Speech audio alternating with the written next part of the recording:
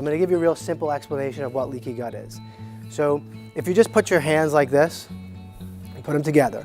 So what that is and put your fingers together, great. So what that is you've just sealed up your gut.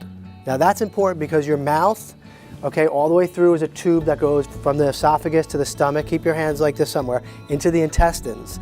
And that is literally open to the world, right? Because you're exposed to the environment that way. Things go into your mouth, whether it's food, there are viruses in food, parasites, other infections, there's protein that's in food, there are unique proteins that they put chemicals in food.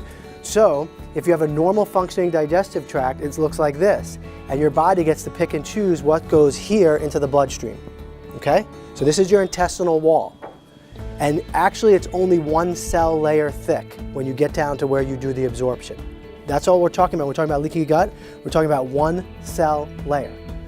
So there are obviously layers before that. There's mucosal layers and so on before you get there. But where you're going to absorb, it's one cell layer, your epithelium. Now, if you get a leaky gut, what happens is this. So think about like a net that has holes in it that just got wider. You just cut some of the holes.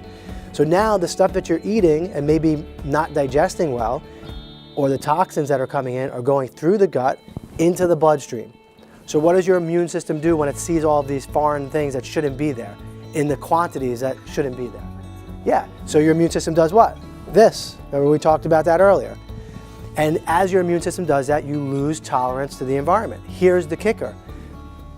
Not only do you have a barrier to protect you from anything that's open, right? Specialized parts of your body have other barriers, like your skin is a barrier, right? So things can't just get into your body, so there's a barrier there. You have what's called the blood-brain barrier, so that you can't get things through the blood-brain barrier because that would affect your brain, and you have to be very selective about that. You have a barrier around your lungs that protects your lungs also, right? And so when you look at autoimmunity and when you look at leaky gut, what you see is all of those barriers are quite similar. And when one starts to break down, the other does too. So that's the connection between the gut and the brain. The same proteins that do this in the brain are the same ones that do it in the intestines. The same mechanisms are at play. So when you have a leaky gut, you also get leaky brain, or what we call brain on fire. And then people start to develop a lot of lung infections or difficulty breathing, that asthma. That's just a breakdown in your barrier system. So much of our program is about helping you to rebuild your barrier system.